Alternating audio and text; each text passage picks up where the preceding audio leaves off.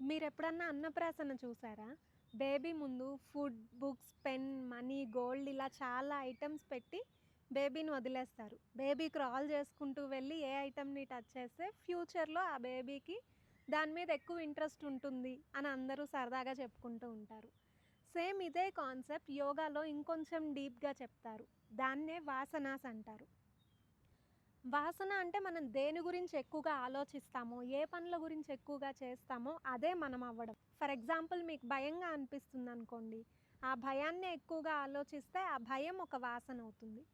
లేదు మీరు కాన్ఫిడెంట్‌గా ఉన్నారు. ఆ కాన్ఫిడెన్స్ గురించే ఎక్కువగా ఆలోచిస్తే ఆ కాన్ఫిడెన్స్ ఒక వాసన అవుతుంది. ఇలా ప్రతి విషయంలోనూ ఫోన్ స్క్రోలింగ్ దగ్గర నుంచి meditation, junk food, book reading ఇలా ఏ అలవాటుని మనం తీసుకున్నా దాని గురించే ఎక్కువ పనులు చేసినా, ఎక్కువ ఆలోచించినా అదొక వాసనగా మారిపోతుంది. ఇలా మంచివి చేస్తే మంచి వాసనలు బిల్డ్ అవుతాయి. చెడు చేస్తే చెడు వాసనలు బిల్డ్ అవుతాయి. మనం ఎలాంటి అలవాట్లు చేసుకుంటున్నాము అన్నది మనం ఆ అలవాట్లకి బానిసలవుతున్నామా?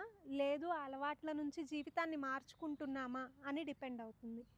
So, next time a habit అయినా బిల్డ్ చేసుకునే ముందు జస్ట్ థింక్ ట్వైస్ మనం కరెక్టే చేస్తున్నామా అని. Thank you.